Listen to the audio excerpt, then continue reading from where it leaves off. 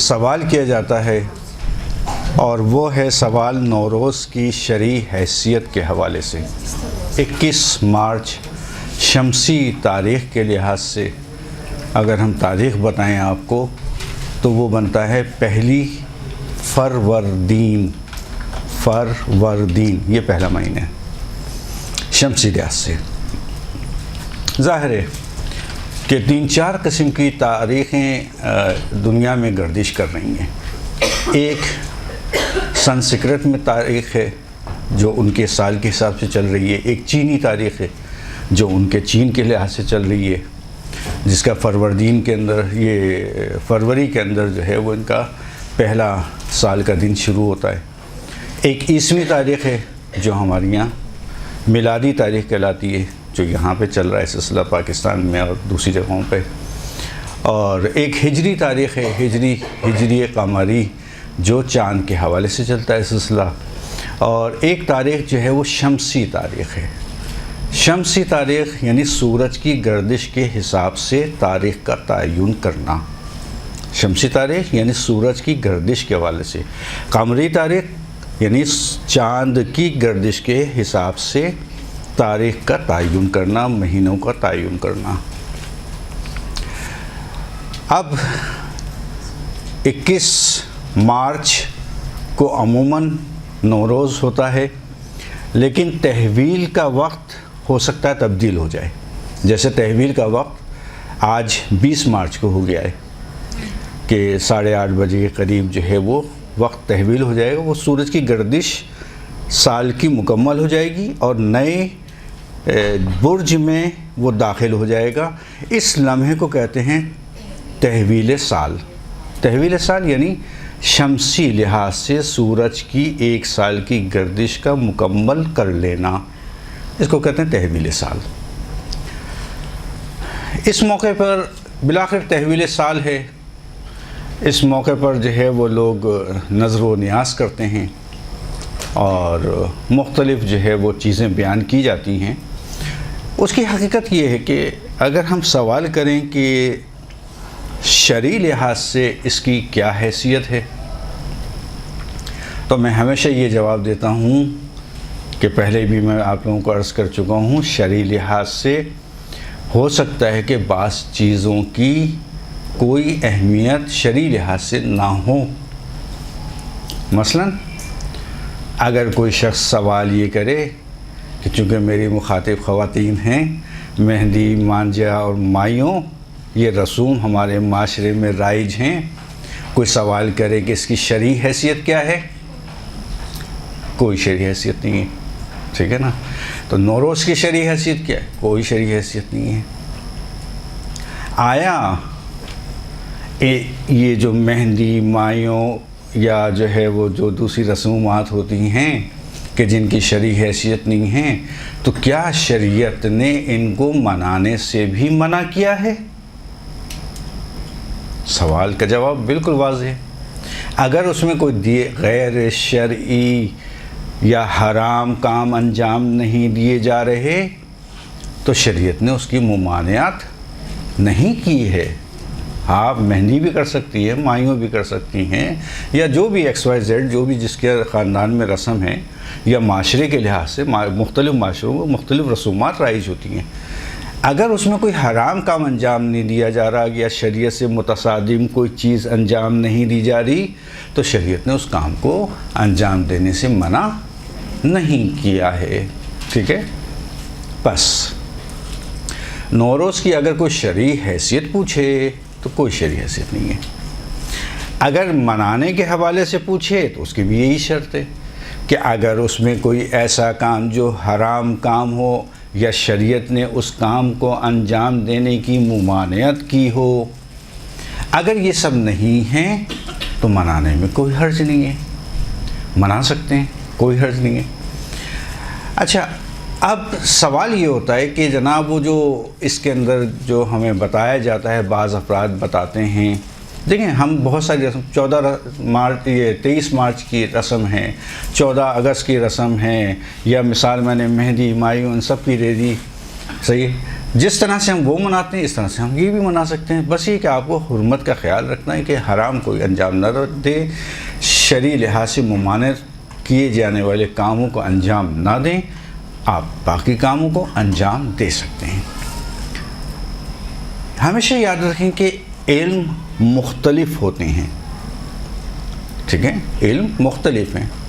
ایک مرتبہ ہم فقہی لحاظ سے یعنی شرعی لحاظ سے سوال کر رہے ہوتے ہیں، اور ایک مرتبہ دوسرے علوم کو مد نظر رکھتے ہوئے سوال کر رہے ہوتے ہیں. شریعت سے جب ہم نے اوکے لے لیا، اپروول لے لی کہ شریعت نے کہا نہیں بھئی میری طرف سے تمہیں کوئی ممانعت نہیں ہے، منا سکتے ہو، ان چیزوں کا خیال رکھنا، حرام کام انجام نہیں دینا، بالکل مناسب، آزاد ہو. جب یہاں فقہ سے ہم نے اپروول لے لی، اب ہم جاتے ہیں دوسرے علوم کی طرف. دوسرے علوم میں بہت سارے علوم ہیں دنیا کے اندر. اس میں ایک علوم جو پہلے کہا جاتا تھا پرانے دور کے اندر، جس کو حوض علمیہ میں پڑھایا بھی جاتا تھا، اس کو ہم کہتے ہیں ریاضیات، علم ریاضیات.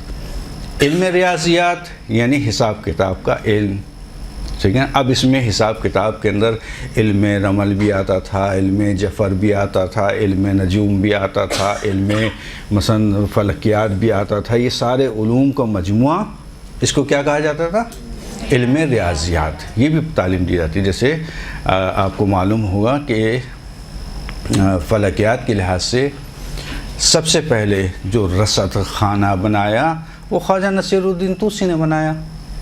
معلوم ہوگا آپ کو کہ جو ہمارے ایک بہت بڑے عالم دین گزرے ہیں اور بہت بڑے علم کلام کے عالم ہیں اور کلامی شخصیت ہیں ان کی، اور بڑی کتابیں معروف ہیں ان کی، اس وقت بھی لکھی ہوئی ہیں اور اس پر دنیا میں بھی رائج ہیں ان کے فارمولے.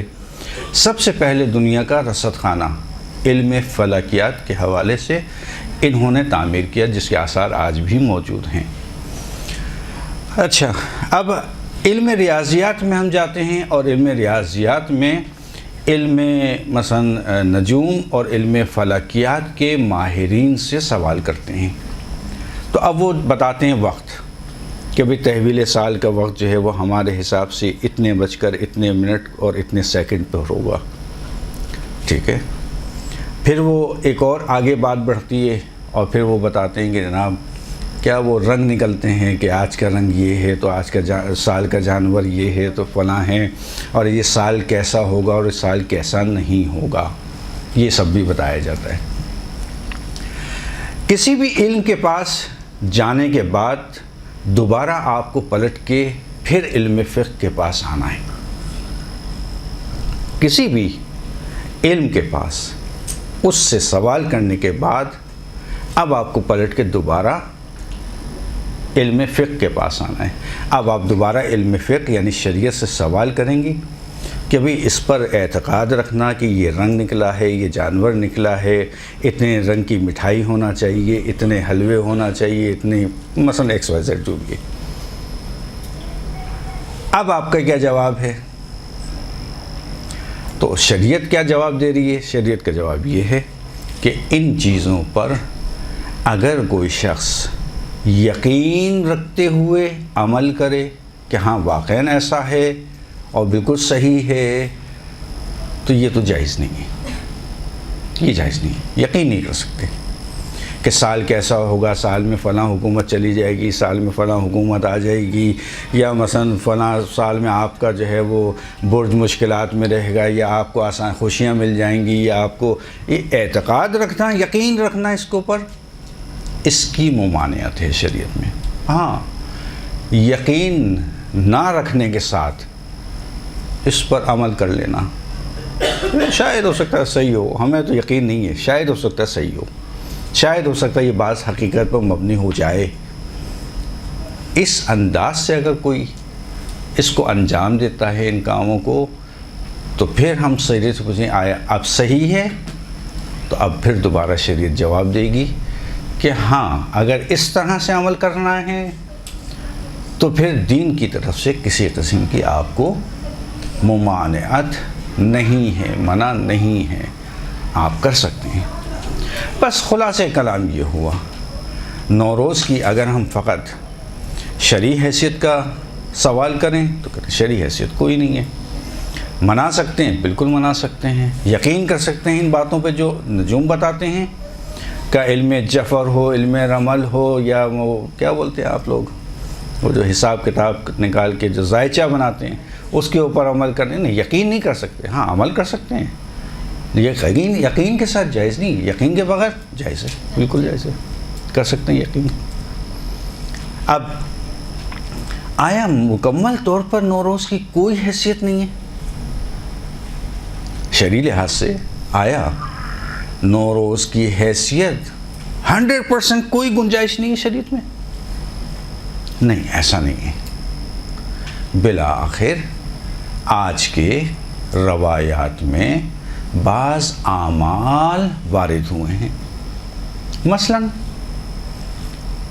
غسل کا کرنا، غسل کا انجام دینا، ٹھیک ہے، یا رجائے مطلوبیت کی نیت سے صحیح لیکن روزے کا رکھنا، یا مثلا اگر کوئی اچھے کام اس میں انجام دیے جاتے ہیں اس کی بھی شریعت نے بہت زیادہ تاکید کی ہے. مثلا جیسے لوگ سوال کرتے ہیں 22 رجب، یا اب تو رجب کے پورے مہینے میں ماشاءاللہ سے نظر و نیاز کا سلسلہ شروع ہو گیا ہے. پہلے تو 22 رجب کو ہوتی تھی، یا ہم دیکھتے تھے 27 رجب کو ہوتی تھی، 2 دن مخصوص ہوتے تھے. پھر اس کے بعد وہ 13 رجب کو چلے گئی. پھر اب تو پورا مہینہ تقریباً مومنین کے گھر میں نظر و نیاز کا سلسلہ. بہت اچھی چیز ہے، ممانعت نہیں ہے اس کی، ٹھیک ہے. کیوں؟ اس کے لیے وہاں پہ بھی یہی چیز بیان کی جاتی ہے کہ اگر ہم نیاز کرتے ہیں اور نیاز کے اندر جو ہے وہ لوگ مومنین کو کھانا کھلاتے ہیں یا کچھ اور چیزیں کھلاتے ہیں اور مومن آ کے جو ہے وہ کھا کے خوش ہوتا ہے تو یہ خود ایک ثواب کا کام ہے. مومن اچھے لباس پہنتا ہے، صفائی ستھرائی کرتا ہے، گھر کے اچھے مہمانوں کو دعوت دیتا ہے، رشتہ داروں سے ملاقات کرتی ہے. ان سب کی شریعت نے ہمیں تاکید کی ہے مختلف مواقعوں پر. یا مثلا مومنین جو ہے وہ ایک دوسرے سے مل کر خوشحال ہوتے ہیں، خوشحال کرنا مومن کو خود ایک ثواب کا کام ہے. یہ سارے کے سارے ثواب ہیں کہ اتنے سارے ثواب کے کام میں کہنا کوئی حرج نہیں. آپ نظر بھی کر سکتے ہیں، 22 رجب بھی منا سکتے ہیں، 27 رجب بھی کر سکتے ہیں، کوئی حرج نہیں ہے اس میں. بالکل اسی طرح نوروز بھی ہے. نوروز کے دوران میں ہوتا کیا ہے؟ نوروز صرف اس چیز کا عمل کا نام نہیں ہے کہ جناب وہ مٹھائیاں لے لیں آپ نے اور نظر و نیاز کر لی، یا وہ آپ نے جو ہے وہ پانی کے اندر کیا وہ پھول وول ڈال دیتے ہیں اور سب کرتے ہیں. خیر اس کی کوئی حیثیت تو نہیں ہے، لیکن اگر کر رہے ہیں تو اس میں کوئی مثلا دین کو ضرر پہنچا رہی ہے یہ چیز؟ نہیں، دین کو ضرر نہیں پہنچا، کر لیں آپ، لیکن یقین نہ رکھیں اس کے اوپر کہ واقعاً اگر پھول نہ ہلا تو سال تحویل نہیں ہوا. ایسا نہیں ہو، سال اپنی جگہ تحویل ہو جائے گا، پھول ہلے یا پھول نہ ہلے. اب زبردستی ہلائے وہ الگ بات ہے کہ ہل گیا، سمجھیں؟ تو اس سے کوئی اثر دین کے اوپر نہیں پڑے گا، نہ دین کو نقصان پہنچا رہی ہے یہ چیز. بس جب دین کی طرف سے ممانعت آپ بنا سکتے ہیں. اب سے نوروز میں ہوتا ہے کہ اس کے علاوہ کیا ہوتا ہے؟ اس کے علاوہ جو ہے جہاں منائے، دیکھیں نوروز ایک مذہبی تہوار نہیں ہے، نوروز ایک منطقی تہوار ہے. مثلا ہندوستان میں منایا جاتا ہے، پاکستان میں منایا جاتا ہے. آپ ہو سکتا ہے یہاں نہیں منایا جاتا، لیکن بعض علاقے پاکستان کے ایسے ہیں بہت زور و شور سے منایا جاتا ہے ان علاقوں میں. افغانستان میں منایا جاتا ہے، ایران میں منایا جاتا ہے، عراق کے بعض علاقوں میں منایا جاتا ہے، تاجکستان میں منایا جاتا ہے، ازبکستان میں منایا جاتا ہے. ایک بہت بڑا منطقہ ہے کہ مختلف ممالک کے اندر اس نوروز کو منایا جاتا ہے. جیسے آج کل پاکستان میں پہلے نوروز کے نام سے منایا جاتا تھا، بہت پہلے کی بات بتا رہا ہوں. حتیٰ جو ہے اسکول کالج میں چھٹی بھی ہوتی تھی نوروز کی پاکستان کے اندر. شاید آپ لوگوں کو تو خیر ہوں گے نہیں اس دنیا میں. تو لیکن اس کے بعد جو ہے اب وہ انہوں نے نام تبدیل کر دیا اس کا. اب پاکستان کے اندر نام آ گیا ہے جشن بہارا کے نام سے.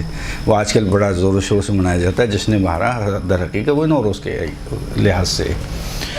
اب جن ممالک میں یہ نوروز منایا جاتا ہے اس میں جو ہے وہ 14 دن کی 15 دن کی چھٹی ہوتی ہے. اسکول کالج یونیورسٹی سب بند ہوتی ہیں، آفیسز بند ہوتے ہیں.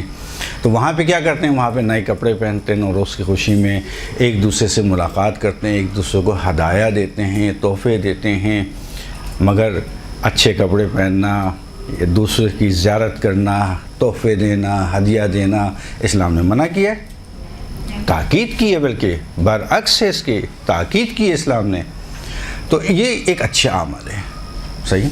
اچھا، سوال اپنی جگہ رہ گیا، وہ یہ کہ آیا نوروز واقعاً صرف ایک تہوار ہے یا اس کی شریعت بھی کوئی حیثیت، شرعی حیثیت سے مراد آیا دین سے مربوط بھی کوئی چیز ہے یا نہیں ہے؟ دیکھیں، دین سے مربوط اس میں چند چیزیں ہیں. یہ چیزیں جو میں نے آپ کو ابھی گنوائی، ملاقات کرنا، مومن کی زیارت کرنا، مومن کو ہدایہ دینا، تحفے دینا، یہ خود ایک دینی عمل ہے. ایک دوسرا یہ ہے کہ نوروز کے دن جو ہے وہ عید غدیر جو ہے، اتفاق سے غدیر کا دن جو ہے وہ نوروز کے دن پڑا تھا. اس کی بالآخر ایک نسبت ہے غدیر کی یاد سے. خود یاد غدیر منا لینا اس عنوان سے کہ نوروز کے دن عید غدیر آئی تھی، ہم غدیر کے عنوان کو یاد کرتے ہوئے ہم اس نوروز کے عمل کو انجام دیں، یہ خود ایک اچھی چیز ہے.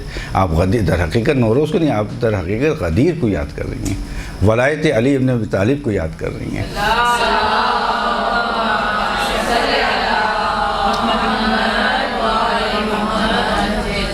تو میرے خیال میں اتنی وضاحت جو نوروز کے حوالے سے ہم نے دے دی ہے، ہم نے دینی ارتباط بھی بتا دیا، شرعی مسئلہ بھی بتا دیا، منانے نہ منانے کا بھی بتا دیا، اچھی چیزیں بھی بتا دی جو عمل انجام پاتے ہیں، اور جن کی شریعت نے منع کیا ہے وہ بھی بتا دیا.